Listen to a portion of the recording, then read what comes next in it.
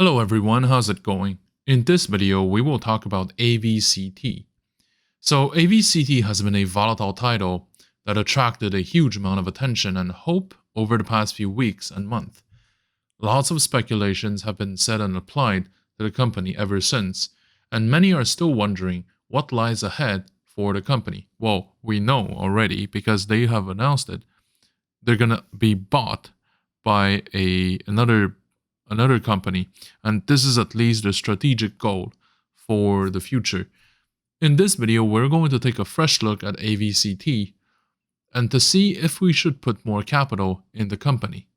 As always, if you appreciate what I do, please consider to drop a like, subscribe to my channel, and check out the links in the description. Before we begin the video, I would just like to do a brief disclaimer as well, which may clarify what this video is for and what it isn't. What is presented in the video is going to be my opinion on what things are or how they will or should be. They're not investment advice and should be watched for entertainment purposes only. They may help you make more educated and better decisions, but shouldn't be used as the sole material for decision making. Most of my analysis is done in the immediate past or just a few days before the uploading of the videos. And the price actions may no longer reflect the price action that you see on the chart by the time they're uploaded, but they're still useful as a tool to analyze not only the immediate future, but what the past has told us and if we're right, and what they're going to suggest for the future trends overall. Also, the analysis will try to cover the stock as comprehensively as possible, and it'll talk about more factors than just the latest news or the price actions. For instance, the company's financials, the stock market trends, the long-term perspectives, and the shareholder behaviors are also going to affect the timing, the quantity, and the actual decision. Since most viewers are watching my videos for the first time, it matters for them to keep all these factors in check when they click on any of my videos. So with that being said, let's begin today's topic. So simply put, AVCT is a cloud-based service provider that wants to profit from the bandwagon of work environment being virtualizing and to facilitate the communication in the virtual environment. With that being said, the sector does have its potentials but also its pitfalls. Most services in the sector tend to be either free or come with freemium options. People have been conditioned to always look for the free one and to change maybe even their behaviors to accommodate the tools that they have instead of being the other way around. Now, this is for retail users, like personal users. Their demands are often met with the applications from bigger fish, who may have the means to provide additional support and customizations, which smaller companies may not have the scale or the means to provide. Also, larger corporations provide a layer of reliability for the corporate clients, as they may trust these platforms that they are here to stay. This last point is a key factor that can explain why AVCT did not have the success that it hoped to have during the years it's been operating so far. The decision in summer 2022 to sell the company has also reinforced this assertion that people may have towards AVCT. In other words, once it's sold, are the services that it currently has will they be preserved? So we're really not sure about this, and this is why people are maybe a little bit wobbly about whether they should go on and use AVCT. With that being said, the current attraction of AVCT is the possibility to be sold to a generous buyer who has money to dole out in exchange of AVCT's client base and sometimes the technology as well. So this expectation for a large buyout kind of justifies the interest that traders have in AVCT. And it's, to be honest, it's pretty much the only reason why people are interested in it. I don't know if it's reasonable or not. I just know that this is what's on the table. So over the past few weeks, the share price fell lower at one point, as the price action is mainly sustained by the likelihood of a satisfactory buyout price within a reasonable time frame. This scenario hasn't occurred so far, and with that, also went most of the momentum that AVCT has managed to accumulate before. It's obvious that the timing may be running out for AVCT to profit from the recent uptick in interest. The stock is currently hovering around $1, which is, although disappointing, also encouraging at the same time because it means that it no longer requires like a second reverse stock split. And it also means that it is now above a very important psychological level. So a reverse stock split reduces the number of shares and also preserving the equity value in the company. So each share trades at a higher individual level. The purpose of this action is to prop up the individual share price so that the stock remains above Nasdaq's requirement to trade above $1 a share. So usually companies with actual operations that make money will work double shifts to make sure that more people feel compelled to buy their shares because it is a good company that makes money. Now, if the company chooses to use a reverse stock split instead, it would suggest that a company is short on time or that it doesn't really have much positive news to announce to anyone, but it still wants to remain on the Nasdaq. In that case, well, then the stock market may not take it very well, and that kind of corresponds to what happened to AVCT. On the other hand, the fundamentals can only justify things to a certain point, because recently there is renewed interest and demand in AVCT shares, because the stock price has gone back to above $1 level, hovering around like $1.06 by the time I make this video. This is a very significant milestone for the company, and it's interesting to see how the stock will manage to maybe get higher by itself from here onwards without significant news announcement that is officially confirmed, at least. This suggests that a company remains on many traders' radar and that they are willing to get back into the stock as soon as the price seems better, as the short-term gain is very attractive. The long-term price action of AVCT has been under duress as well. The company went public in the worst of the time around March 2020, as the world economies around the world began to shut down, causing a major stock crash. Although the share price for many other titles climbed back afterwards and even went to historic highs, AVCT wasn't one of those. During the boom years of 2020 and 2021, AVCT gained back some of its initial losses, but it was not enough to attract additional traders in a sustainable manner. And the capital it raised also wasn't enough to cover the expenses. Looking back, the company tried to succeed in a highly competitive sector. It wasn't really able to sustain its presence, and I would say that the unfavorable market timing also accelerated the company to where we are today. Looking ahead, AVCT is now trying to sell itself, and just like the ST price action, the road ahead largely depends on how well or how soon the buyout will occur, if it occurs at all. The online footprint of AVCT is relatively basic, mostly made of the company's PR releases, occasional mentions from online forums expressing their hope that things are going to go their way, and a lot of speculations about who the buyer might be. What we can gather from all this is that a company is getting as much interest as it should, and it can be pretty meager at times. But yet, it's also not expected for a small company that is being sold in a very unfavorable market condition. There is very likely a buyer with whom negotiations are already underway. The reason why I'm not hearing anything being announced suggests that maybe the negotiations are going, poorly, or the price is not right.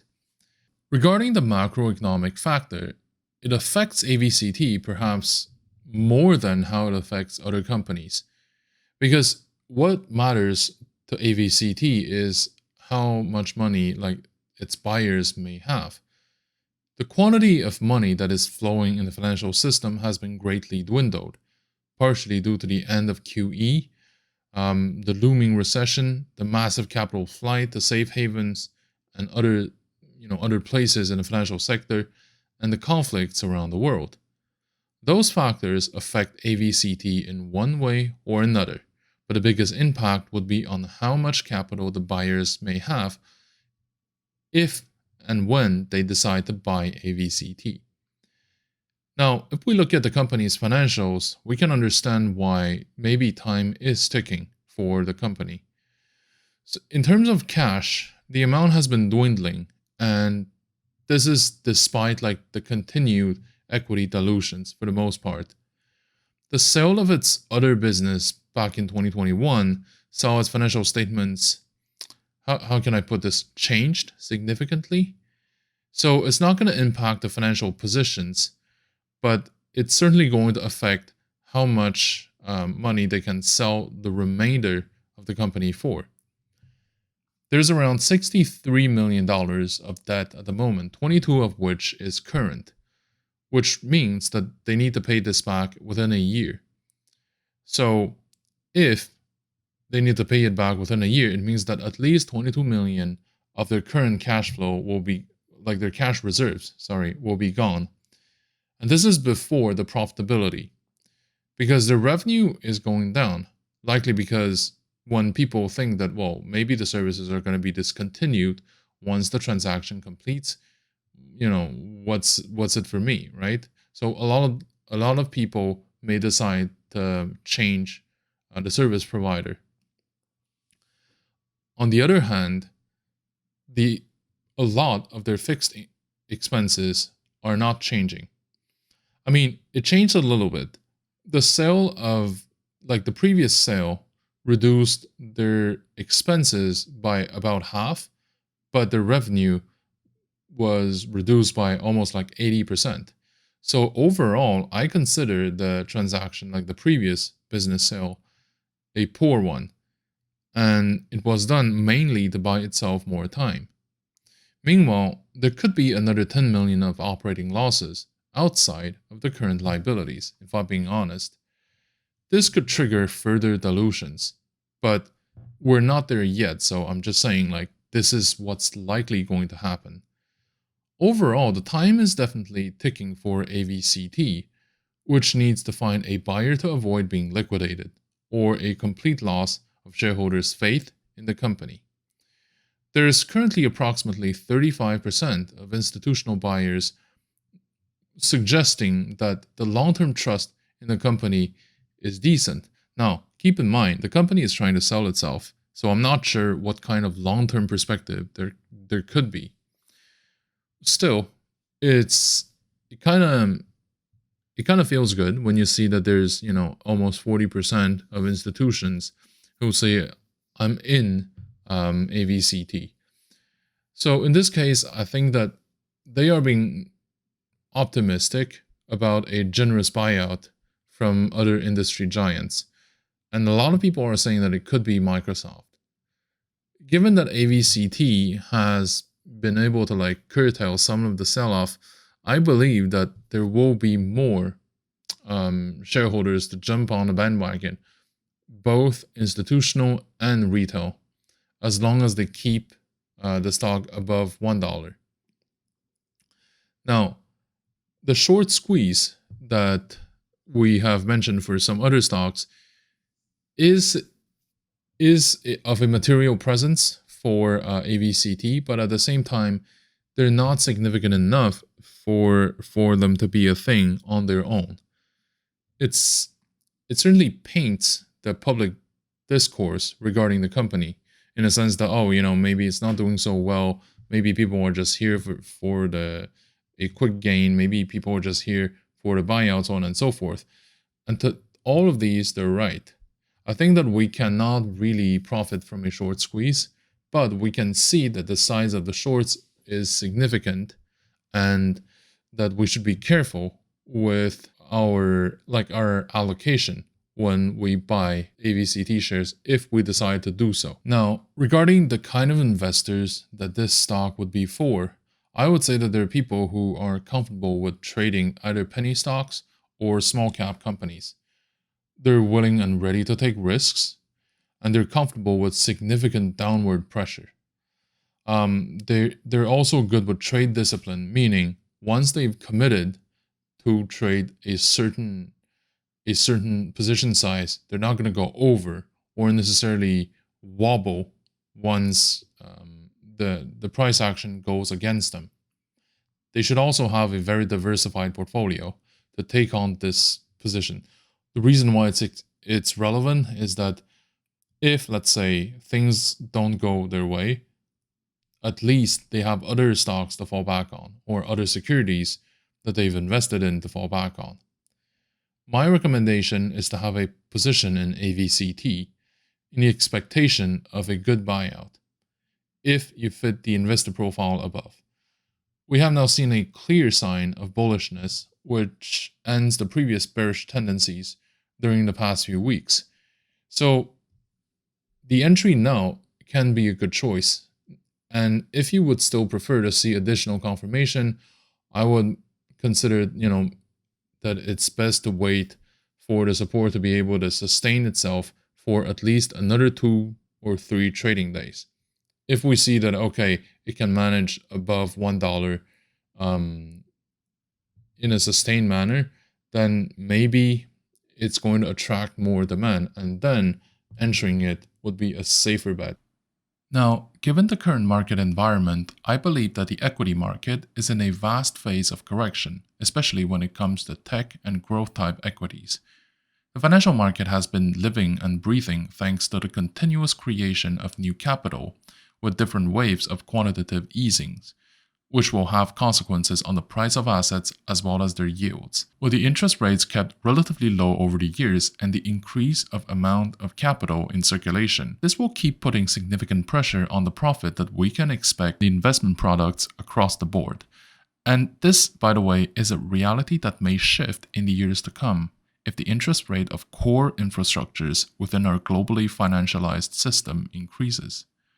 It's useful to remember that the market doesn't represent the real economy, and of course, the real economy doesn't always reflect in the stock performance, since the name of the game here is ultimately called supply and demand, which depends on a whole bunch of factors that go way beyond our own control.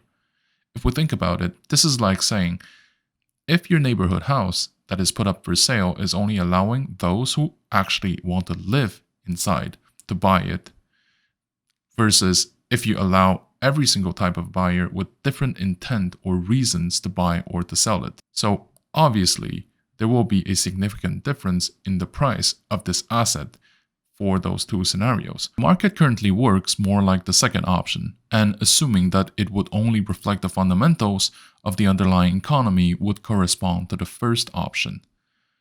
There are a few elements that are considered to be the reasons. The first one is the significant increase of amount of money printed by the central banks around the world, which is then distributed to the banks, with the expectation that they will be loaned to businesses. Normally that's a good thing, but with a lack of opportunities in the real economy, the significant portion of that money actually went back to the financial system to buy up the price of existing assets. Now that the QEs have been wrapping up, or ended around the world, I think that this drive behind asset price may no longer be as relevant as it is right now for the future. It is now compensated by the arrival of capital from one region to another, and from one sector to another even within the same jurisdiction. With the increase of tensions around the world, capital is always looking for a safe haven to park their money into, not just for a place to grow the nominal value, but with a currency that tends to keep its purchasing power as well. The third factor is the creation or the birth of artificial bubbles, either maintained by the market trends built up over the years or out of necessity. Capital needs to find a place to stay. Some good examples of this would include the EV sector in the 2020 and the oil and gas securities when there are tensions around the world. Either way, when it comes to the price trends of the market, the degree of uncertainty is a key drive behind the price fluctuations, and that is likely going to increase as we go on from there. When companies announce that they are going to enter or exit different markets, or that they will be trading on different platforms and exchanges, this can all have significant ramifications on the price of this asset. Some of the considerations to have when operating in this context include having a clear view of what is going on, especially regarding the cash flow and the capital flow, and avoid certain potential pitfalls. One of these is to be careful with short positions. Inherently, short positions are riskier than long positions as the downside of long positions is limited, whereas the short positions can lose you as much money as the stock price may reach, which is infinite. On top of that, we're now seeing a new phenomenon with short squeezes, involving a group of retail traders propping the stock price up, forcing short sellers to recover their positions. Sometimes the attempt will not succeed, but sometimes they end up in very spectacular success. Something else to consider is to treat tech stocks with care. To start, ask questions when the price of a security skyrockets without real fundamentals. It doesn't mean that you shouldn't be touching it with a 10-foot pole, but it does mean that there should be a difference between the decision of long-term holding and short-term trading. Either way, a rule of thumb is that each position should be structured in a way so that their individual performances will never affect the portfolio's stability. Thank you for watching. If you like my content, please like, comment, and subscribe to my channel.